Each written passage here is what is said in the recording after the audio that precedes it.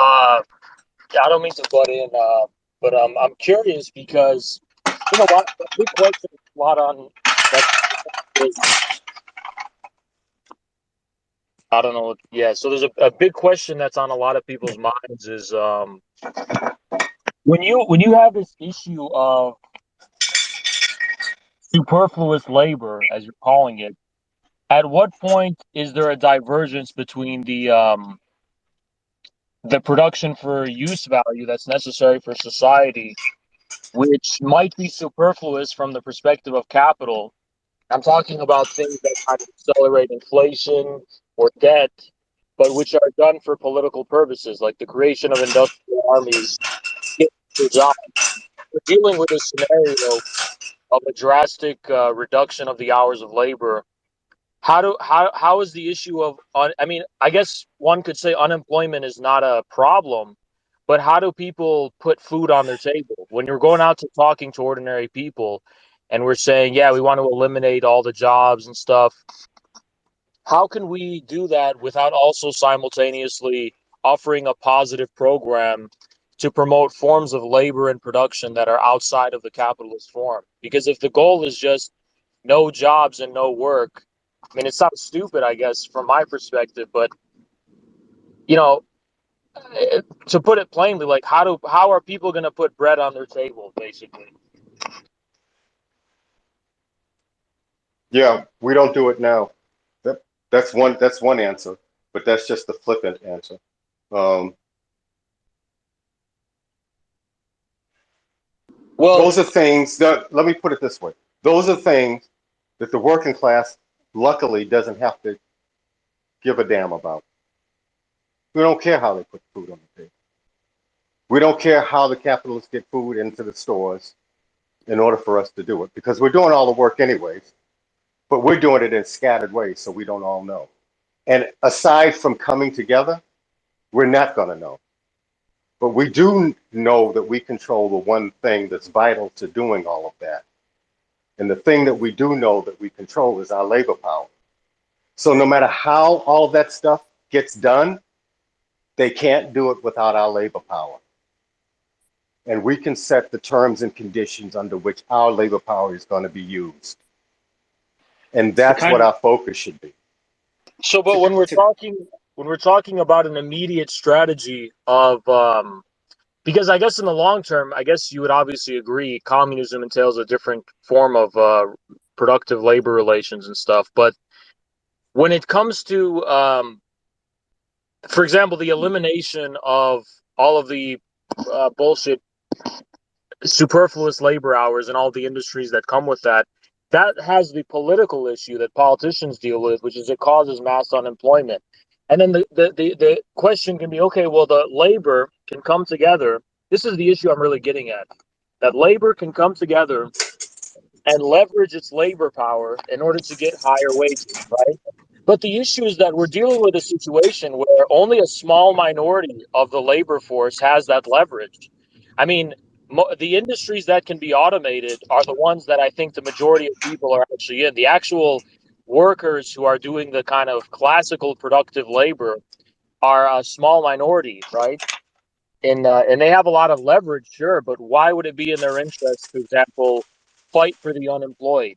Obviously, the essential workers can get higher wages, but that's a smaller and smaller pool of labor. So the issue is, how does the majority leverage their labor power when most of it is actually unnecessary and superfluous?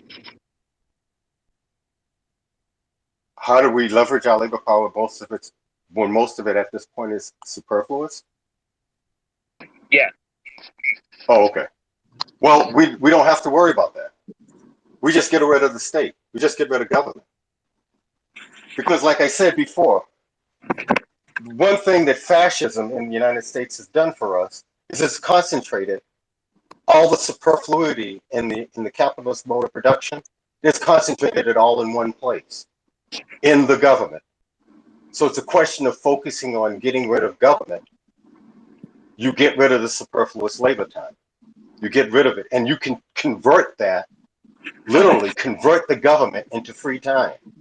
Government contains 40% of the GDP, you can immediately convert that into 2 days off of work.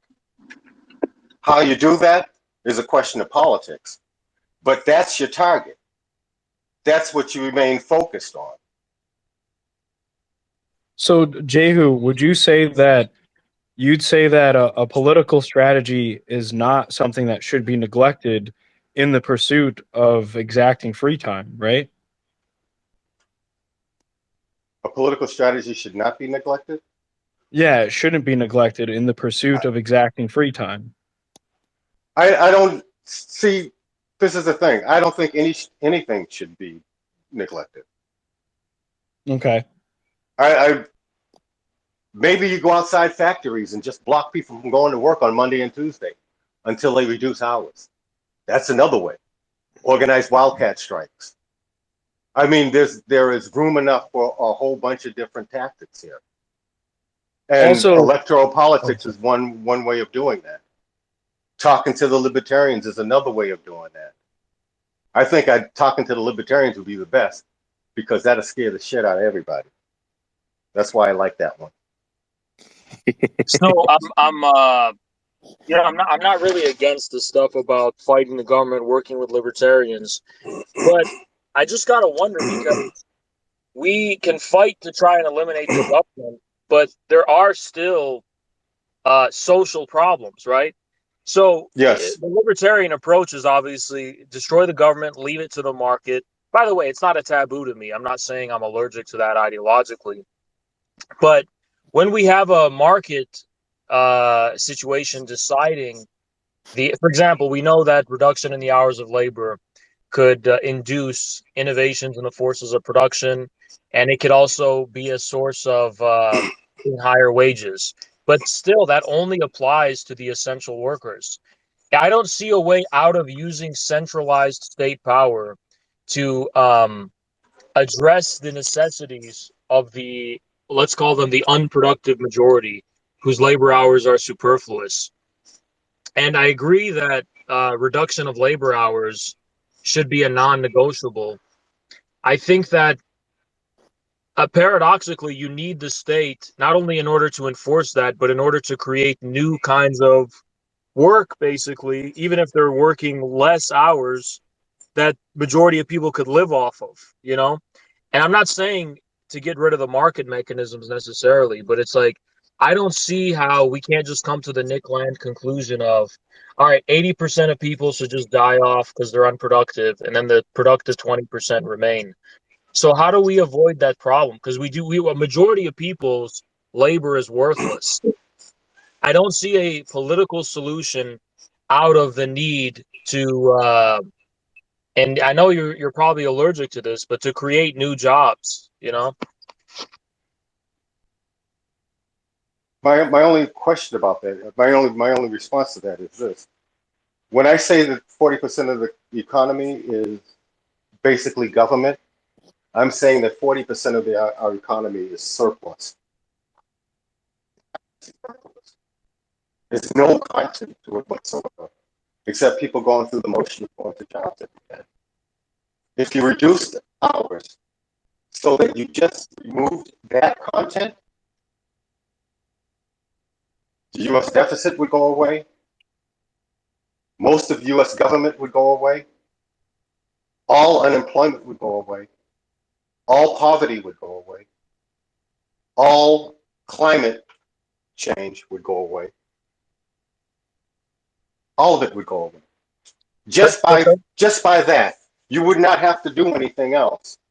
Just by reducing by 50%, by 40%, the amount of commuting everybody did every day, every week. so right, would but you say? but the reason people are doing that in the first place, obviously it's useless. You're right. They're going through the motions, but that's the current form of distribution we have that allows people to put food on their table, right? So all these people get sacked and fired, which I'm not against, by the way. I agree with that. But how do you sell that without also saying there's going to be a new method of distributing material goods, or you can call it money or whatever you want, but people still need to come home and put something on the table. I agree that the government job. No, you don't say it that way. You don't say it that way. You say instead of everybody having a 2-day weekend, now everybody has a 4-day weekend. But working, Everybody has a 4-day weekend. well, what about all the people who just were sacked who are working for the government? Where do they work? When you reduce the work week by 40%, the people who are in government will be forced to shift out of those jobs. They literally will be forced to shift out of those jobs and into the private sector. Why? Because by reducing the private sector work hours by 40%, you now create a huge, yawning labor shortage that has to be filled by somebody. They're not going to get those people from anybody but the former government workers who now have to come over and get jobs. So But what it is majority, but the it's majority a of it's a restructuring of the entire economy around a shorter work. So the market will ensure yeah, that. yeah, I get that. I get that, but the majority of the private sector right now is still superfluous labor as well. It's also stuff that could just be immediately automated. That's the majority of the private sector. Only a small minority of the actual working class in the private sector are doing jobs that are necessary from the perspective of use value and also even necessary from the perspective of capital. So how Yes, do I've heard this. I've heard this argument, but I've heard this argument before that the service economy is unproductive. I don't buy it. Marx explicitly talks about service workers. And what if Marx considers he doesn't? unproductive, the difference between unproductive and superfluous is these are two different categories. Unproductive deals with whether the workers produce a profit or not. These workers produce a profit. Workers at Meta produce a profit for Meta. How do But they produce the superfluous profit though? workers, If all of this is, I mean, you yourself agree that it's coming from credit. It's coming from money that's printed that's not based in any kind of labor value. So how are they actually? I mean, not only they don't have to just produce profit according to Marx, they have to produce surplus value. And the service industry doesn't produce any surplus value. If you look at the origins of the service industry, it all neither do stems back. warehouse workers. Warehouse workers don't produce surplus value either. Well, no, well they And do. neither, But warehouse workers, stockers in the grocery don't produce surplus value, but they're but necessary labor. Marx talks about this in Volume 2, where he says that the storage and transportation of commodities actually contributes to its overall surplus value. So they do actually contribute to the production of surplus value, but service workers don't do that because the origin of the service industry has nothing to do with the production of material commodities or productive labor. It has to do with speculative endeavors that are ultimately backed by government credit or government spending, basically. Well, you To know something? Yeah, We will let capitalism figure that out because the only thing that we're interested right now in is the government. And if we can get rid of the government, we can get rid of most of the superfluous labor in the economy. but here's the Now, problem. if you want to go into each capital and do a survey and decide who is superfluous and who's not, you can go ahead. But I doubt that you'll get very far in that. Yeah, I but don't think the what I'm trying to say is that the private sector basically doesn't really exist in this country. The private sector is an extension of the government money printing. I mean, in terms of real private property, real private relations, I don't see it. We just have monopoly capital, which we know is tied to the government. So how are we going and to you want to know destroy? something? I want to tell you something, Haz. I completely agree with you on that. But you know something? I'm not ready to put people's lives on it. It's easy to say that on a phone call.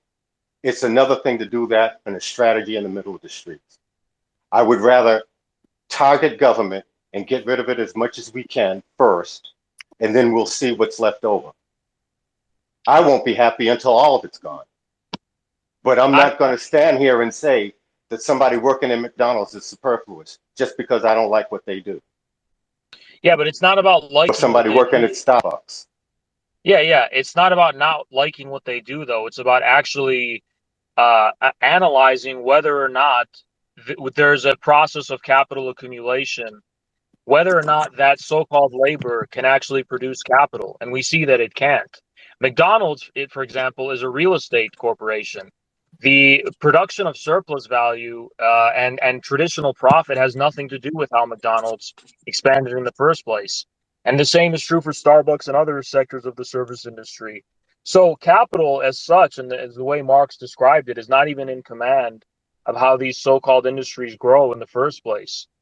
So it's not about not liking what these people are doing and saying, oh, well, you yourself can agree it's superfluous because we can automate it immediately. McDonald's can be automated immediately. Starbucks can be automated immediately. I agree government's the problem, but this private sector is an extension of the government. And you're saying, well, it's easy to say that on the phone. Well, the same thing is true for government as well. A lot of people's lives depend on working for the government. People sitting at the DMV all day, that's how they support their families and stuff. I'm not against what you're saying, by the way, but here's what I would just add. I'm saying get rid of the government and get rid of the service industry and the monopoly capital. But that comes with the responsibility of building a new form of political power. And I'm not sure if we agree on that one. Like I agree, destroy the federal government. But that also No, creates. what I hear from you, and I'll be honest with you, what I hear from you is this: that we should focus on the service economy and getting rid of Starbucks baristas and strengthen the government. Now, tell me that that's not what you're saying.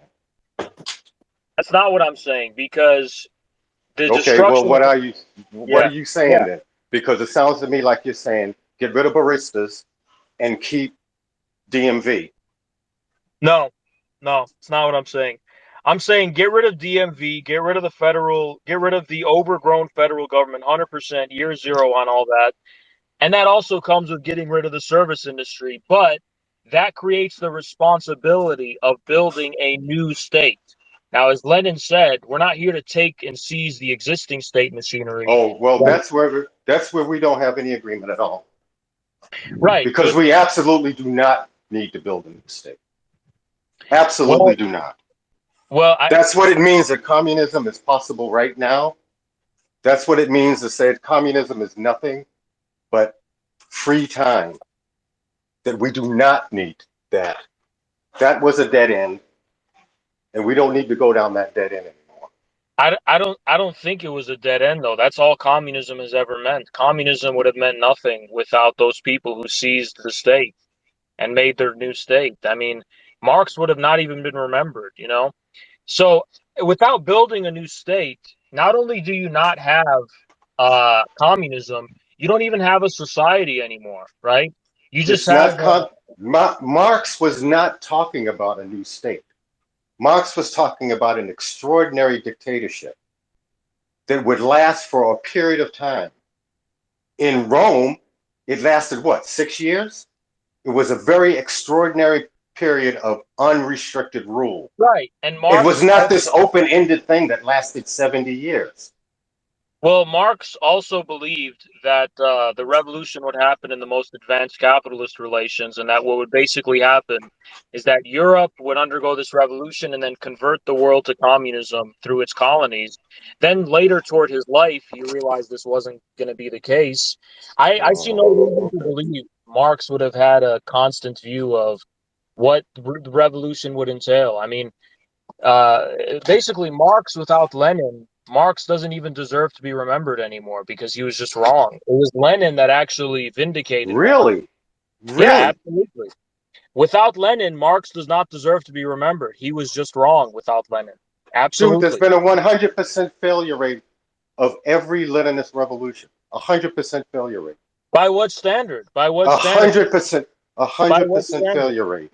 By A what hundred. standard If though? you can't Because even recognize, if you can't even recognize that there's been 100% failure rate, then that's, I don't know what else to say to you. look, you can By say what standard? By the standard that I'm not standing in a communist country right now exactly, but that's your and looking standard. out at world communism. Yeah, That's yeah, by but that sure, standard. Where are It's all of been your a it's products been a made? sure. hundred They're all percent made in failure China. rate.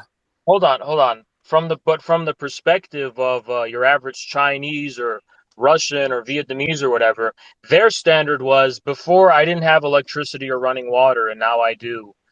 Oh well. And I think that's a pretty good accomplishment. Oh And I yeah, don't think those are things. that's communism as the New Deal. I'm not for it.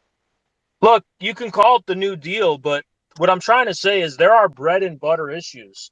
People need to survive, eat, and live in a modern, type of economy. That's not something that you can take for granted. Those are things that have to be fought for. These so-called developing countries, they don't even have a real capitalism. They don't have any production. They don't have anything. They're just rotting away. When people come together and say we want to build an economy, that takes effort. Capital's not doing that automatically. Well, That's the result of the united effort of a people coming together and saying, my problem with that is that you're always going to lose out to the libertarians, because when did China actually begin to succeed? When they got rid of what? uh, when they got rid of the Donway system, When they got rid of the communes. they never really got rid of them though. When they got rid of the communes. When They they never, they turned never, when they turned the peasants out into the streets like they never did laughing. that. They never did that. They They never did did do that. that. Absolutely did not do that. I was there. The Haas, those peasants you Haas, I saw was on the there. yes, those peasants you saw Don't that tell were me they didn't do it. they didn't, because all those peasants you saw on the street still had land back in their countryside. They were just going to the cities for To supplementary eat, work. to No, eat, no, they to could work. eat, They had subsistence to farms. eat, No, they could literally grow their own food on their to farms. eat, No, not to eat, to gain more wealth than they had before. It wasn't to eat. That was to already taken eat. care of. No, your basic needs are What already taken. happened in the 80s, 90s, and the zeros was the most ruthless expropriation of the landed peasantry in the history of humanity. There was no expropriation. That's the problem. Yeah, you don't think there was any expropriation. You don't, because you want to believe a fairy tale. There was no It was expropriation. There was no. ruthless. It was It was. ruthless. It seems ruthless because of the living conditions in the cities, because of the system of residency that they have over there, which distinguishes people who live in the cities and live in the country. So the migrants from the country lived in squalor in the cities because they were not even formal residents of the city. So that's why it seems so ruthless. But they still I had have no hunger. problem. This is the thing, Haz. I have no problem with it being ruthless. It was successful, and that's all that matters to me. It was successful, and it built new China. It Yeah, did it what would. Mao couldn't Yeah, do, and faster. nope. That's What Mao fine with did, me. what That's Mao fine did with me. without But Mao. what Mao said still stands. Yeah, but had Mao not done that, New China would have never existed. The commune system is the prerequisite of China's dual currency system. It's the prerequisite of the ability for China to have produced a surplus of grain of rice production in the first place that it allowed it to turn into capital. Mao had to first centralize the means of production in a form of primitive accumulation. In order for Chinese capital, if you want to call it that, even I don't even think you can, to have taken off in the first place. And then also, China, all the land is still publicly owned. And yes, you're dealing with a social safety net where everyone still has a fundamental means of production in the form of land or in the form of some Oz, other. your microphone's fucked up. You're coming out muffled. I think it's Jehu's. Oh, Yeah. it's Jehu's the. running water. Oh, Well, okay. yeah. Well, I'm just trying to say, China was not a total free market. In order to have a free market, you need to have a strong state. And in China, even now, it's like 80% of their main the state-owned enterprises. So yeah, China, the reform and opening up is what definitely propelled China into catch. Haz, Haz, But you're taking for granted all these. I'm not a libertarian. You don't have to use bullshit words like a free market with me. Yeah, I get that. But what the libertarians propose is just no state power at all is a dead end. You need state power in order to have a free market.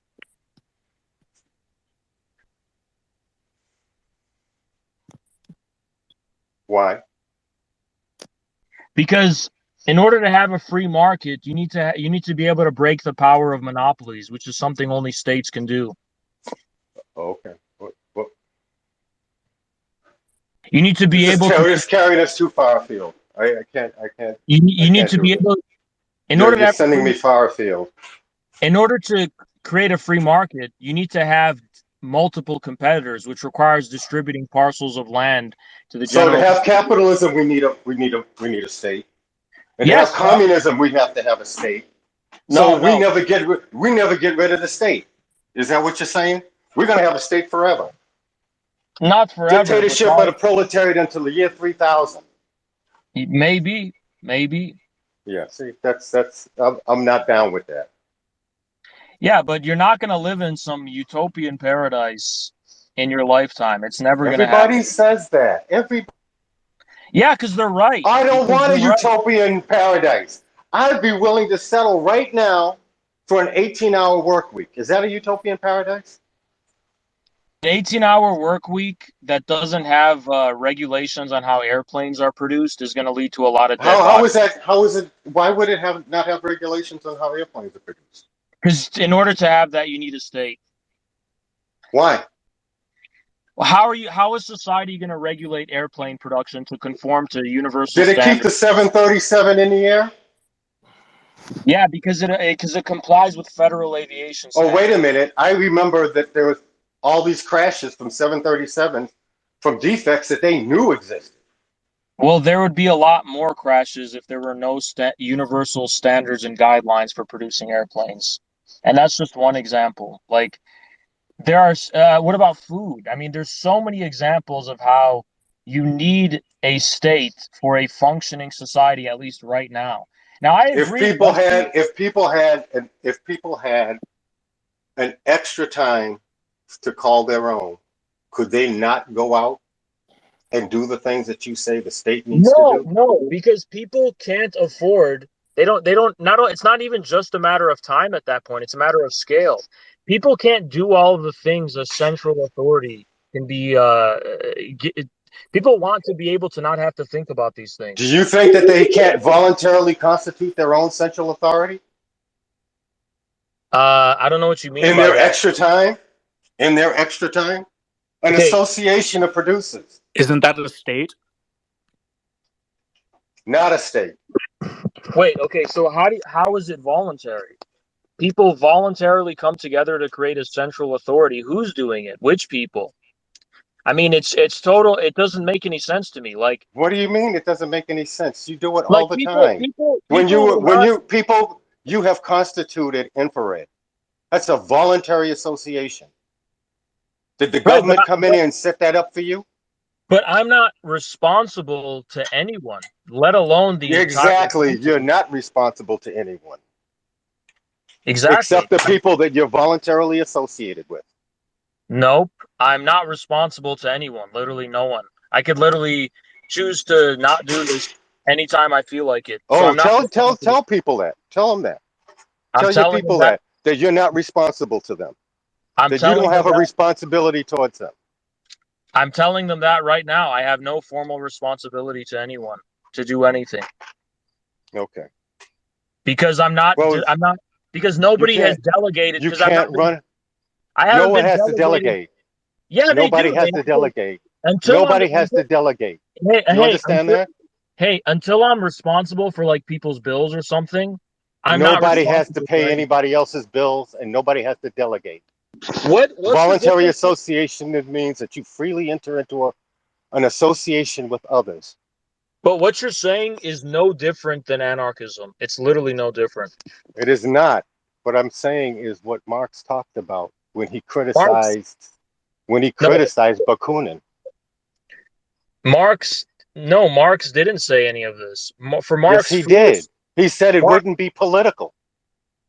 yeah, it's an And immune. Bakunin asked him, should the 40 million people of Germany all rule Germany together? And he said, yes. The whole thing begins with self-rule. No, Marx said the whole thing begins with a political dictatorship of the state. No, he said the whole thing begins with self-rule. Go look Self at it. Conspectus on Bakunin. Hold on. But self-rule has to take a delegated form. It doesn't take a direct form. It doesn't take a delegated form. Of course it takes a Nobody delegate. has to delegate anything. You can do it together. Listen, who is together? Who are you talking about? You're talking about everyone simultaneously, just spontaneously being the government and replacing it. Doesn't work like that. People are not rationally ordered. Like the scale of human organization requires a unconditional central authority that everyone must obey. Just like Engels said in response to the anarchists, the captain of a ship, everyone must When submit to his. Engels wrote those words, the cutting edge technology in the world was the locomotive and the telegraph. No, You it's not. understand that? It's not relevant. Today, 40% of our economy is completely superfluous to any need whatsoever.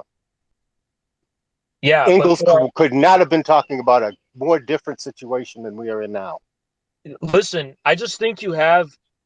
See, Marx talked about free association. He wasn't talking about individuals just randomly commingling together. He was talking about the Hegelian freedom and necessity. Freedom is insight into necessity.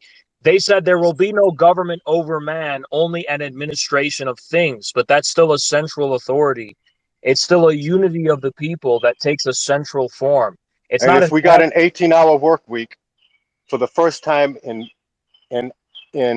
what 400 years, the majority of time would be free. there will be Necessity would dominate society. there will Over be no longer. there will never Necessity be would dominate. There will never be an 18-hour work week without state power. Why? Because you need state power, one, to enforce the 18-hour work week. Two, you need state power to make sure the 18-hour work week is still compatible with the subsistence at the bare minimum of the majority of people, which means creating massive projects and productive endeavors to When's the keep last time you read Capital? people with something to do When every is the last time you read Capital? a few days ago. Okay. Did you see anything in there where Marx talked about the state doing anything about wages? Capital has no Did prescriptive. you where Marx talked about anywhere in Capital where the state had any role in regulating wages? We're talking about the workday, aren't we? Yeah, we're talking about the workday. The 8-hour workday is because of laws. It's not because of unions right Hold now. it. Did Marx say anywhere in there where the state had anything to do with wages? Marx didn't say anything about the plan for the future in capital. He was just analyzing existing capitalist society. It's not a relevant question. Okay. I got a call though. It's terrible, but I have to leave you guys. Maybe we can do this again. Yeah. Look, yeah, we should. Thanks, Jehu. I got my call hung up on me, but I have to go and call them back. Are you still there? Yeah, I'm still here.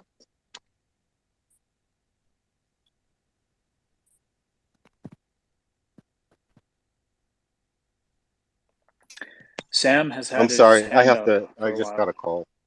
I have to leave for that call. Yeah, you can. You, It was if you nice want talking to, to you you can just guys. mute I yourself. hope we can do this again sometime. Yeah, it nice was a really talking. great talk. Yeah, nice talking. And See you later. maybe we can. I don't want to rule out completely the suggestion that was made. Maybe we can still talk about it at some other time. But I'm not really a public person, and I don't really like to appear. But we might be able to work something out if we negotiate it. How about that? Yeah. That sounds good. I'd love to have you come on stream sometime, and we don't even have to necessarily debate. You could just kind of talk about the things, share your ideas. But yeah, we can negotiate it. Just I'll be sure to DM you sometime. Okay. Thank you. Bye bye. Yep. Thank you.